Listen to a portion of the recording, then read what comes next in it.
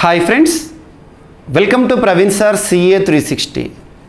ఇప్పుడు మనం 2024 సంవత్సరానికి సంబంధించి మన CA 360 కోర్సులో భాగంగా అంతర్జాతీయ అంశాలు జనవరి మాసం 1వ తేదీ నుండి జనవరి మాసం 15th వరకు, సో జనవరి 1st నుండి 15th వరకు వార్తలు నిలిచిన కరెంట్ అఫైర్స్లో భాగంగా అంతర్జాతీయ అంశాలను డిస్కస్ చేయబోతున్నాం. సో CA 360 2024లో ఫస్ట్ వీడియోస్ ఇవి.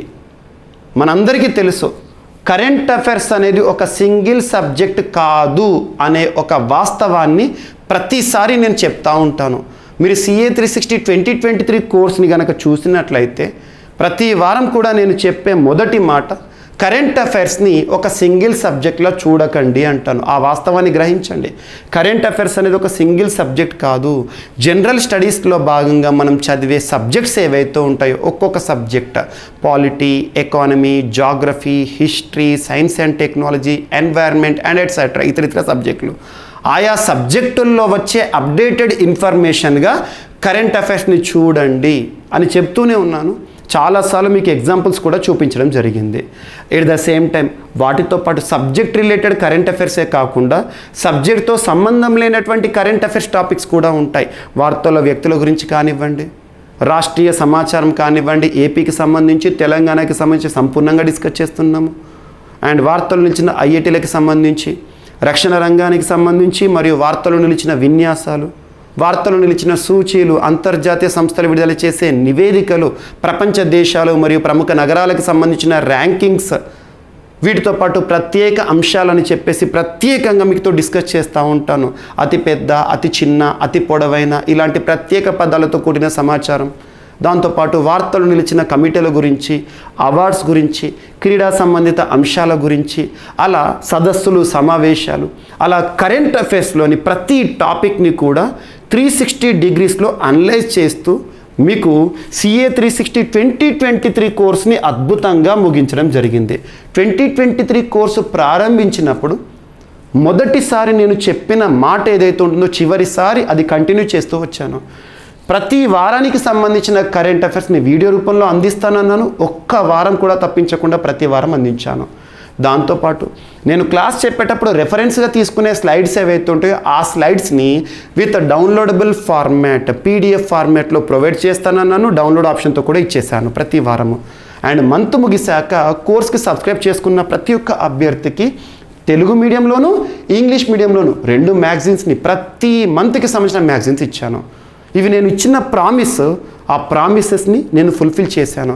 అంతేకాకుండా నేను ఎటువంటి మాట చెప్పకున్నా కూడా చేసి చూపించాను. అదేంటంటే CA 360 కోర్సులో స్పెషల్ వీడియోస్ అని చెప్పేసి ప్రత్యేకంగా ఒక ఫోల్డర్ని క్రియేట్ చేసి ఏ పోటీ పరీక్షణ కానివ్వండి, ఏ స్థాయి పోటీ పరీక్షణ కానివ్వండి, ప్రతి ఒక్క అభ్యర్థి చదవాల్సిన తప్పనిసరి అంశాలని చెప్తూ కొన్ని వీడియోస్ని ప్రొవైడ్ చేశాను. ఖచ్చితంగా చూడాలి. ఎగ్జామినేషన్ ముందు అభ్యర్థులకు తక్కువ సమయంలో ఎక్కువ ఇన్ఫర్మేషన్ ఇవ్వాలి అని చెప్పేసి క్విక్ రివిజన్ వీడియోస్ని ఇచ్చాను. వాటికి సంబంధించిన PDFస్ని కూడా ప్రొవైడ్ చేశాను. ఇయర్ రౌండ్ ఆఫ్ PDFస్ని ఇచ్చాను, ఇంగ్లీష్ మీడియంలోను, తెలుగు మీడియంలోను. ఇవన్నీ చూడండి. సో ఇవన్నీ కూడా నేను 2023 కోర్సులో మీకు ఏదైతే ప్రామిస్ చేశానో జనవరి మంత్ నుండి మొదలుకొని డిసెంబర్ మంత్ వరకు ఇస్తానని చెప్పాను. సక్సెస్ఫుల్గా కోర్స్ని కంప్లీట్ చేసుకోవడం జరిగింది. ఎవరైతే CA 360 2023 కోర్స్ తీసుకున్న వారు ఉంటారో మీ కోర్సు వ్యాలిడిటీ ఎప్పటివరకు అయితే ఉంటుందో అప్పటి వరకు 2023 వీడియోస్ని ఎన్నిసార్లు అయినా కూడా చూసుకోవచ్చు, డౌన్లోడ్ చేసుకోవచ్చు. అండ్ మీరిచ్చిన ప్రోత్సాహంతో, మీరిచ్చిన ఎనర్జీ లెవెల్స్తో సక్సెస్ఫుల్గా 2024 కోర్స్ని కూడా ప్రారంభించడం జరుగుతుంది ఈ వీడియోస్తో. సో ఇప్పుడు మీకు ఆల్రెడీ చెప్పాను నేను కోర్స్ అనౌన్స్మెంట్ అప్పుడు, ఎవ్రీ మంత్ 15 రోజులు 2 విభాగాలుగా విభజించి కరెంట్ అఫైర్స్ని వీడియో రూపంలో అందిస్తానన్నాను, PDFs ఇస్తానన్నాను, మ్యాగజైన్ ఇస్తానని చెప్పాను విత్ డౌన్లోడ్ ఫార్మాట్. సో ఇప్పుడు మనము CA 360 2024లో భాగంగా జనవరి మంత్ 1st డేట్ నుండి మొదలుకొని జనవరి మంత్ 15th డేట్ వరకు వార్తలు నిలిచిన అంతర్జాతీయ అంశాలు ఏవైతే ఉంటాయో వాటిని డిస్కస్ చేద్దాము. సో సైంటిఫిక్ అప్రోచ్లో కరెంట్ అఫైర్స్ని చదవండి, నేర్చుకోండి. సబ్జెక్ట్తో రిలేట్ ఉండే కరెంట్ అఫైర్స్ ఏవైతే ఉంటాయో వాటిని నేర్చుకునేటప్పుడు ఆ టాపిక్ ఏదైతే ఉంటుందో స్టాటిక్ టాపిక్ పట్ల కూడా మనకు పట్టు రావాలి. దాని గురించి ఎక్స్ప్లెయిన్ చేసి ఈరోజు వర్తమానంగా ఉండే అంశాన్ని మీకు ఎక్స్ప్లెయిన్ చేస్తున్నాను. అలా సో ప్రతి టాపిక్ కొన్ని స్టాటిక్ టాపిక్స్ ఉంటాయి కరెంట్ అఫైర్స్లో భాగంగా. క్రీడలకు సంబంధించి కానివ్వండి, వ్యక్తుల గురించి కానివ్వండి, వారికి సంబంధించి బేసిక్ బ్యాక్గ్రౌండ్ ఏదైనా ఉంటే అవి కూడా చూడాల్సి ఉంటుంది. ప్రతి ఒక్క టాపిక్ కూడా మీకు నేను 100% మీకు ఎగ్జామినేషన్ ఓరియంటేషన్లో ఈ వీడియోస్ ద్వారా అందిస్తూనే ఉంటాను. PDF ఫార్మాట్లో కూడా మీకు డౌన్లోడ్ ఆప్షన్తో ఇవ్వడం జరుగుతుంది. సో ఇప్పుడు మనము international, so January month 1 to 15 వరకు వార్తలు నిలిచిన అంతర్జాతీయ అంశాలను ఎక్స్క్లూజివ్గా ఈ వీడియోలో డిస్కస్ చేద్దాం. అంతర్జాతీయ అంశాలు మరియు అంతర్జాతీయ సంబంధాలు, భారత్ వివిధ దేశాలతో కుదుర్చుకుంటున్న ఒప్పందాలు కానివ్వండి, విదేశీ పర్యటనల గురించి కానివ్వండి చూద్దాము. సో మొదటి టాపిక్, నూతన సంవత్సరాన్ని మనం అద్భుతంగా ప్రారంభించాము. 2024 ఇయర్.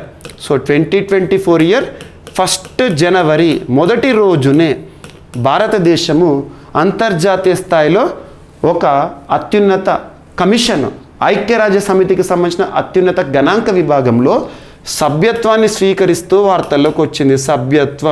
సభ్యత్వంను స్వీకరిస్తూ వార్తల్లోకి వచ్చింది. ఒక్కసారి గతంలోకి వెళ్తే 2023 సంవత్సరంలో భారత్ సాధించిన విజయాలు అద్భుతం. ఒక్క రంగంలో కాదు, వివిధ రంగాల్లో భారత్ ఎప్పటికీ గుర్తుంచుకునే అద్భుతమైన విజయాలను నమోదు చేసింది 2023లో. ఉదాహరణకు తీసుకుంటే అంతర్జాతీయ అంశాలను తీసుకుందాం. G20. సో G20 కూటమికి భారత్ అధ్యక్ష బాధ్యతలను, ఆతిథ్య బాధ్యతలను అద్భుతంగా నిర్వర్తించింది 2023లో. సో G20కి సంబంధించి శిఖరాగ్ర సదస్సుని భారతదేశంలో భారత్ మండపం వేదికగా న్యూఢిల్లీలో సెప్టెంబర్ 2023లో నిర్వహించడం జరిగింది. సో G20 ఒక బలమైన కూటమి, పవర్ఫుల్ కూటమికి అధ్యక్ష బాధ్యతలను 2023లో నిర్వర్తించింది. అద్భుతంగా ప్రపంచ దేశాల మన్ననలు, ప్రశంసలు పొందింది. దాంతోపాటు షాంఘై కోఆపరేషన్ ఆర్గనైజేషన్ ఈ కూటమికి అధ్యక్ష బాధ్యతలను 2023లో, వసెనార్ అరేంజ్మెంట్ ఈ కూటమికి 2023లో, దాంతోపాటు ఏషియా పసిఫిక్ పోస్టల్ యూనియన్, ఇలా చాలా అంతర్జాతీయ కూటములకు, అంతర్జాతీయ సంస్థలకు, కమిషన్లకు భారతదేశం అద్భుతంగా అధ్యక్ష బాధ్యతలను నిర్వర్తించింది. ఇది ఒక రంగం అనుకుంటే ఇంకొక రంగాన్ని ఉదాహరణ తీసుకుంటాను. ఇక శాస్త్ర సాంకేతిక రంగం, సైన్స్ అండ్ టెక్నాలజీ రంగాన్ని కనుక మీరు తీసుకున్నట్లయితే భారత్ అద్భుతమైన, చిరస్మరణీయమైన, చరిత్రలో ఎప్పటికీ నిలిచిపోయే సంవత్సరంగా 2023ని చూస్తుంది. ఎందుకంటే ప్రపంచంలోని ఏ దేశం కూడా సాధించని ఘనత మన భారతదేశం సాధించింది. ఆ విజయమే చంద్రయాన్ 3, చంద్రుని యొక్క దక్షిణ ధృవం పైన విక్రమ్ ల్యాండ్ అవ్వడం జరిగింది. Successful landing. 2023 ఆగస్టు 23వ తేదీ భారత కాలమాన ప్రకారం సాయంత్రం 6:04 విక్రమ్ ల్యాండర్ చంద్రుని యొక్క దక్షిణ ధృవం పైన ల్యాండ్ కావడం జరిగింది. అది మనం చూసాము. ఇది ప్రపంచంలోని ఏ దేశం కూడా సాధించని ఘనత ఇస్రో సాధించింది, మన భారతదేశం సాధించింది. దాంతోపాటు సెప్టెంబర్ 2 రోజున ఆదిత్య L1 ప్రయోగం కానివ్వండి, ఇలా చెప్పుకుంటూ పోతే చాలా. అంతేందుకు 2024 సంవత్సరం జనవరి 1వ తేదీన ఇస్రో విజయవంతంగా చేసిన ప్రయోగం PSLV C58. మనం ఇప్పుడు ఈ వారంలో సైన్స్ అండ్ టెక్నాలజీలో అది ఫస్ట్ టాపిక్గా చూస్తాము. సో ఇలా అద్భుతమైన సంవత్సరంగా 2023 గుర్తుండిపోయింది, ఎప్పటికీ గుర్తుండిపోతుంది. ఇప్పుడు 2024 ఇయర్లో ఇక భారతదేశానికి సంబంధించిన అంశం, అంతర్జాతీయ స్థాయిలో భారత్కు ఒక గుర్తింపు ఏంటంటే India elected to UN statistical body. ఐక్యరాజ్య సమితికి సంబంధించిన అనుబంధ సంస్థల గురించి ఇన్ డీటెయిల్గా నేర్చుకోవాలి. యునైటెడ్ నేషన్స్ స్టాటిస్టికల్ కమిషన్, మీకు UNSC అనగానే యునైటెడ్ నేషన్స్ సెక్యూరిటీ కౌన్సిల్ గుర్తొచ్చి ఉంటుంది. UNSCలు రెండుగా చూడొచ్చు మనం, ఒకటి సెక్యూరిటీ కౌన్సిల్, ఒకటి స్టాటిస్టికల్ కమిషన్. రెండు కూడా ఐక్యరాజ్య సమితికి సంబంధించే. ఇప్పుడు నేను డిస్కస్ చేస్తుంది యునైటెడ్ నేషన్స్ స్టాటిస్టికల్ కమిషన్, ఐక్యరాజ్య సమితికి అనుబంధంగా పనిచేస్తున్న ఒక అత్యున్నత గణాంక విభాగము యునైటెడ్ నేషన్స్ స్టాటిస్టికల్ కమిషన్. ఇందులో 24 దేశాలు సభ్యత్వాన్ని కలిగి ఉంటాయి. 24 కంట్రీస్ సభ్యత్వాన్ని కలిగి ఉంటే ఆ 24 దేశాల్లో భారత్ ఒక దేశంగా సభ్యత్వాన్ని అధికారికంగా జనవరి 1, 2024 రోజున స్వీకరించడం జరిగింది. గుర్తుంచుకోండి.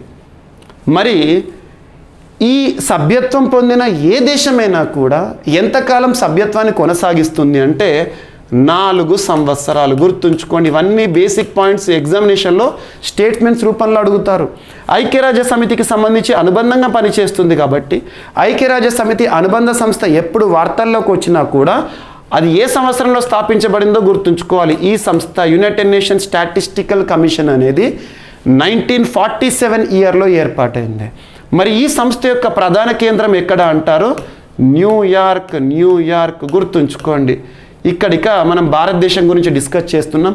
భారతదేశం యునైటెడ్ నేషన్స్ స్టాటిస్టికల్ కమిషన్ ఐక్యరాజ్య సమితికి సంబంధించిన అత్యున్నత గణాంక విభాగంలో ఒక సభ్యత్వ దేశంగా అఫీషియల్గా అధికారికంగా సభ్యత్వాన్ని స్వీకరించింది.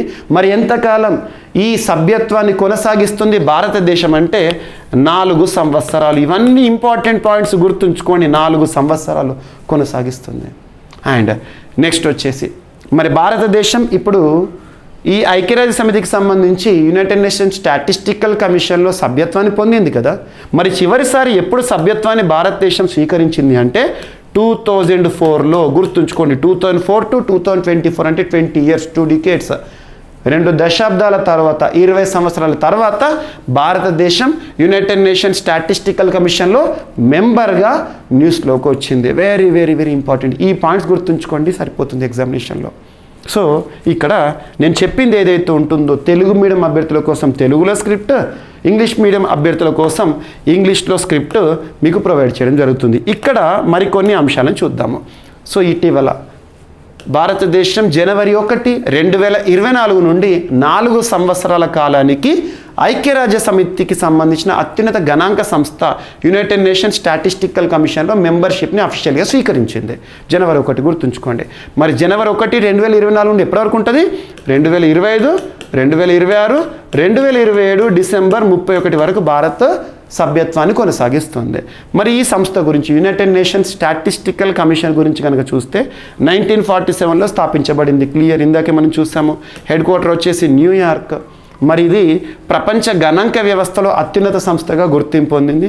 ప్రపంచవ్యాప్తంగా ఉన్న సభ్య దేశాల నుండి ముఖ్య గణాంకవేత్తలు స్టాటిస్టిషియన్స్ ఎవరైతే ఉంటారో వాళ్ళను ఒక చోట ఒక వేదిక పైకి చేర్చే ఒక అద్భుతమైన కమిషన్. అండ్ దీని యొక్క విధులేంటి, ఫంక్షన్స్ ఏంటి? ఇది అంతర్జాతీయ గణాంక కార్యకలాపాల కోసం అత్యున్నత నిర్ణయాధికార సంస్థ. గణాంక ప్రమాణాలను నిర్ణయించడానికి మరియు జాతీయ అంతర్జాతీయ స్థాయిలో వాటి అమలుతో సహా భావనలు పద్ధతుల అభివృద్ధికి బాధ్యత వహిస్తుంది. ఇక్కడ ఇది పాయింట్ ఇంపార్టెంట్ మనకు. Statistical commission United nations statistical division యొక్క పనిని పర్యవేక్షిస్తుంది. యునైటెడ్ నేషన్స్ స్టాటిస్టికల్ కమిషన్ ఏ సంస్థ యొక్క ఏ డివిజన్ యొక్క పనిని పర్యవేక్షిస్తుంది అంటే యునైటెడ్ నేషన్స్ స్టాటిస్టికల్ డివిజన్ గణాంక విభాగానికి సంబంధించి పర్యవేక్షణ చేస్తుంది. ఓకేనా. మరియు ఇది United nations economic and social council యొక్క ఫంక్షనల్ కమిషన్ అధికారికంగా. మరి ఇందులో 24 దేశాలు సభ్యత్వాన్ని పొంది ఉంటాయన్నాను కదా. ఆ 24 దేశాలు ప్రపంచంలోని ఏ ఏ ప్రాంతాల నుండి ఎన్నికవుతాయి, ఇది ఒక బిట్ రావచ్చు.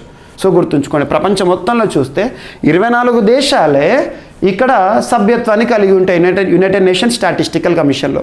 మరి ఈ 24 దేశాలు ప్రపంచంలోని ఏ ప్రాంతం నుండి ఎన్ని ఎన్నికవుతాయి, అది ఇంపార్టెంట్. సో ఆఫ్రికన్ దేశాల నుండి, ఆఫ్రికన్ కాంటినెంట్ ఉంటుంది కదా, ఆ కాంటినెంట్లోని కంట్రీస్ దాదాపు 5 దేశాలు ఎన్నికవుతాయి. ఓకేనా. అండ్ ఆసియా పసిఫిక్, ఇండియాకి సంబంధించి ఇక్కడ నుండి ఆసియా పసిఫిక్ నుండి 4 దేశాలు, ఆఫ్రికా నుండి 5 దేశాలు కదా. అండ్ ఈస్టర్న్ యూరోపియన్ అంటే ఐరోపా ఖండంలోని తూర్పు ప్రాంతం నుండి 4 దేశాలు, మరియు నెక్స్ట్ వచ్చేసి లాటిన్ అమెరికన్ మరియు కరేబియన్ దేశాల నుండి 4 సభ్యులు. యూరోపియన్ కాంటినెంట్ తీసుకుంటే వెస్టర్న్ యూరోపియన్ మరియు ఇతర దేశాల నుండి 7 సభ్యులు. మొత్తంగా చూస్తే ఎంత? So 24, 7 + 5 12, 4 + 4 + 4 12, 12 + 12 24 countries. సో ఇండియా ఎక్కడ నుండి ఎన్నికైందని చెప్పేసి అడుగుతారు, గుర్తుంచుకోండి. అండ్ నెక్స్ట్ వచ్చేసేసి పదవీకాలం ఎన్నేళ్ళు, ఏ దేశమైతే సభ్యత్వాన్ని స్వీకరిస్తుందో ఈ దేశాలకు ఎన్నికవుతుందో, ఈ కూటమిలోకి ఎన్నికవుతుందో 4 ఏళ్ళు ఉంటుంది. అండ్ భారతదేశం గత 2004లో స్టాటిస్టికల్ కమిషన్లో సభ్య దేశంగా ఉంది. మరియు 2 దశాబ్దాల విరామం తర్వాత తిరిగి యుఎన్ ఏజెన్సీకి ఎన్నిక కావడం జరిగింది. గుర్తుంచుకోండి. సో యునైటెడ్ నేషన్స్ స్టాటిస్టికల్ కమిషన్కి సంబంధించి ఎగ్జామినేషన్లో ఈసారి ఖచ్చితంగా క్వశ్చన్స్ రావచ్చు. ఇంగ్లీష్ మీడియం అభ్యర్థుల కోసం ఇంగ్లీష్లో సేమ్ నేను ఏదైతే ఎక్స్ప్లెయిన్ చేశానో అదే స్క్రిప్ట్. సో సేమ్ ఇందాక నేను ఏదైతే ఎక్స్ప్లెయిన్ చేస్తానో ఏ ప్రాంతాల నుండి ఎన్నికవుతాయి ఏ దేశం అని, so same script. And next 2024 సంవత్సరం భారత్కి అద్భుతమైన సంవత్సరం. ఎందుకు అద్భుతమైన సంవత్సరం అంటే ఇందాక నేను యునైటెడ్ నేషన్స్ స్టాటిస్టికల్ కమిషన్ అన్నాను, దాంతోపాటు ఇంటర్నేషనల్ షుగర్ ఆర్గనైజేషన్ గురించి మనం చూడాలి, ఇంటర్నేషనల్ మ్యారిటైమ్ ఆర్గనైజేషన్ గురించి చూడాలి, యునెస్కోకి సంబంధించి ఒక కమిటీ ఏదైతే ఉంటుందో ఆ కమిటీకి భారత్ తొలిసారి అధ్యక్ష బాధ్యతలను ఆతిథ్య బాధ్యతలను స్వీకరిస్తుంది. ఇది important. So India to chair and host UNESCO's world heritage committee. ఇక్కడ ఫస్ట్ యునెస్కో యుఎన్ అనే లెటర్స్తో ఏ సంస్థ వార్తల్లోకి వచ్చినా ముందుగా ఆ సంస్థకి సంబంధించిన బేసిక్స్ చూడాలి. United Nations Educational Scientific Cultural Organization. So full form గుర్తుంచుకోండి, United Nations Educational Scientific Cultural Organization. UNESCO United Nations Educational Scientific Cultural Organization. ఐక్యరాజ్య సమితికి సంబంధించిన అనుబంధ సంస్థ గురించి మనం ఎప్పుడు డిస్కస్ చేసినా గుర్తుంచుకోండి, ఏ సంవత్సరంలో ఏర్పాటైంది, 1945 ఇయర్లో ఏర్పాటైంది. ఇంకా డేట్ కూడా చూడాలనుకుంటే ఈ సంస్థ ఇంపార్టెంట్, నవంబర్ 16 రోజున ఏర్పాటైంది. ఈ సంస్థ యొక్క ప్రధాన కేంద్రం వచ్చేసి ప్యారిస్, ఫ్రాన్స్.